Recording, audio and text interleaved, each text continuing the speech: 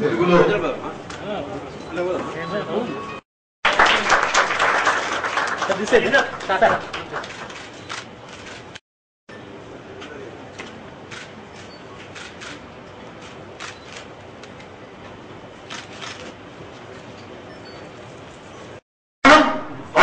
ప్రభుత్వం అతనికి అవకాశం ఇచ్చింది.